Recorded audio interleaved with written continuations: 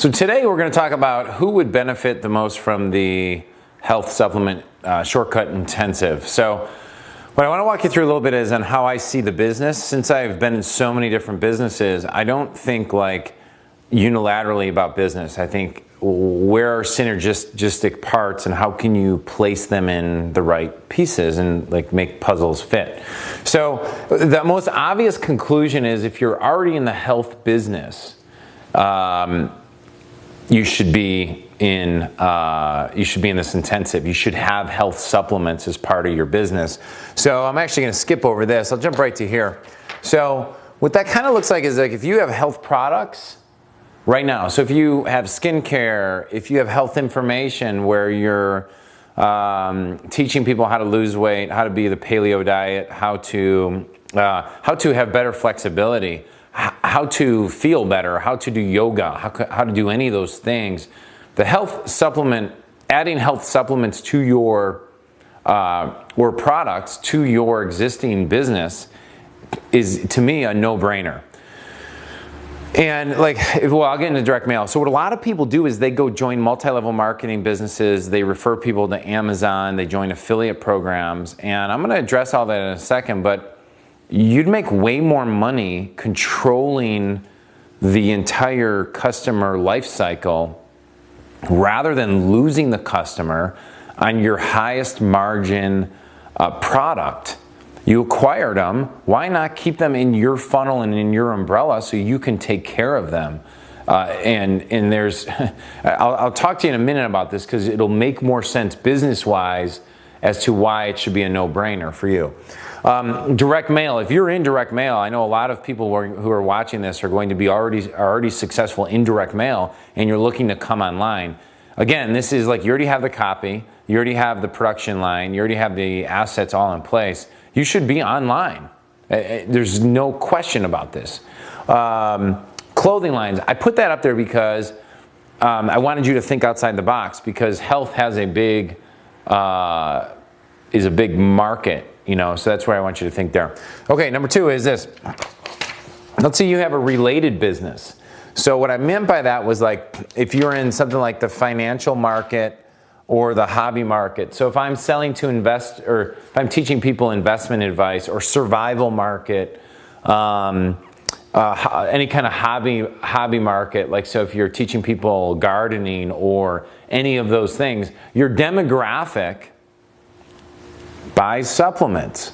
The best markets for us when we do direct mail and direct email drops and direct-to-site buys are financial markets. So if you look at big companies like Agora, one of the big benefits they have is they have, I think, a couple health businesses and they have financial divisions. Imagine if they were working more synergistically together and cross-promoting more aggressively, right? So if you're someone who has any kind of make money, financial, where the demographic is 40 plus, you can leave it, Duke, it doesn't matter.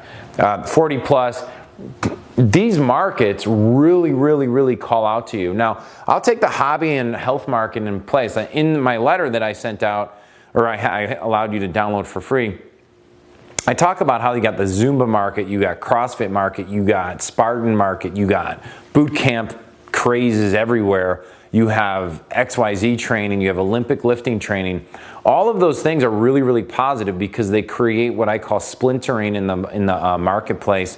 There was another business, a book written a few years back called The Long Tail Effect, where there were records and books from the 1970s are still getting sold today. And if you add them all up, like because of Amazon and because of all the different accessibility to those things, the quantity of those records and books being sold is higher than ever before.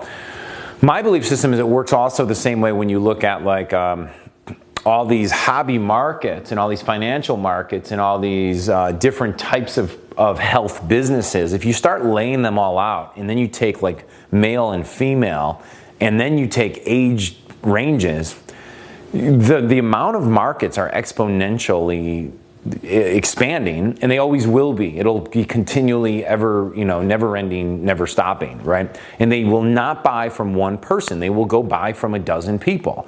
If you're a buyer of health products, you don't go buy one person and stay with them for the rest of your life unless you're just kind of in a vacuum and you're crazy, right? So these are the different peoples that should be in the market, and these are just these are idea joggers. This is not this is not an end-all be-all. And then if you're kind of like me, which is you were an entrepreneur or an investor and you're looking for what's next, why would you go into the health supplement business? Well, I would tell you, why wouldn't you, if you are willing to do the work to get it all laid out, to learn a proper system to actually attract customers properly, and to move them through a funnel, and to then communicate them through a life cycle. If you're going to do that in a business, why not do it with a business that naturally has a presupposition that if you start taking this product, you're going to stay on it because it has positive effects. So a good percentage of your customers will stay with you literally 6, 12 months, 3 years, 4 years, 5 years, right? So now if you can come over here, I don't know if you can follow me, Duke, here. So do the math, right? So one decision you got to make is when you're an entrepreneur and you're doing all these things is you go like, well, Ed, why don't I just refer it to other people as an affiliate? Well, in the supplement business, as an affiliate, so we'll call you an AFF, right? I'll call you an affiliate. Let's see if I can spell correctly today. You will get 30%, right? Now, that is what the typical standard is in the affiliate game if you're promoting a health supplement business, right? Cost of goods sold of most supplement businesses is anywhere between 20 and 30%, right? So this is your commission, right? And then so 30% goes to the existing company that you refer to. And then let's say there's 20 to 30% in COGS. So it's like a 50-50 split. I'm not saying this is unfair. I think this is a great deal, right? However, the math on this would show you that if you're someone who's willing to do the work and you are an owner, why not take 60%?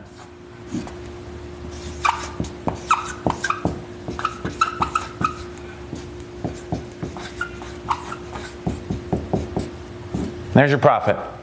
Why not double your profit and own the product?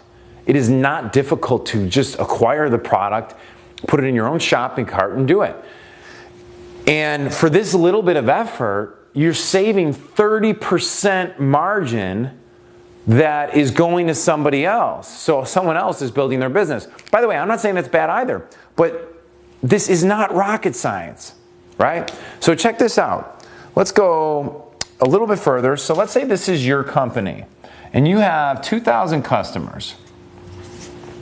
They all bought a book on how to be flexible with Pilates, whatever. I'm just making this up. I'm not even in the Pilates market, but you might be. Or you're a psycho Olympic lifter and you're now a CrossFitter like all of us crazy weekend warriors or whatever. Any of these things, right?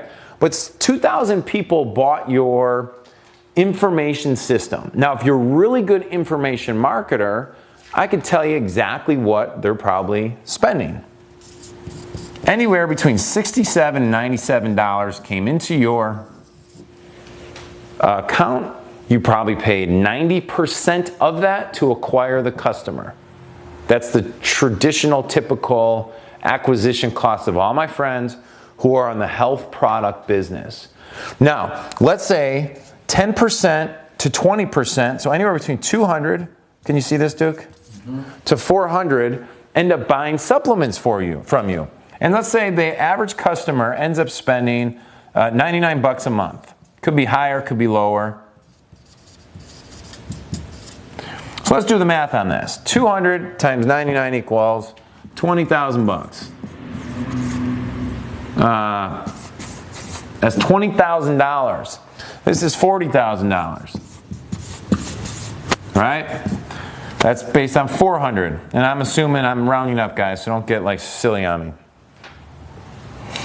If you take this model, then you're only going to make 30% of this.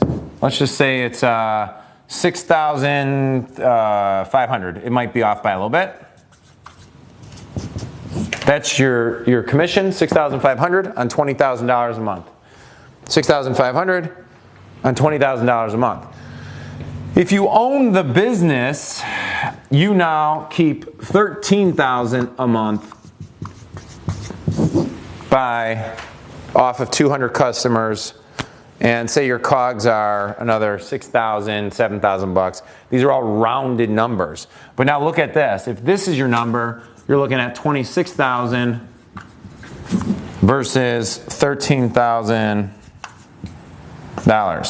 Something like that, right? So which commission would you rather have? Would you rather have 6,500 or would you rather have 13,000? Oh, well, I don't want to deal with the hassles. Well, multiply that by 12 months.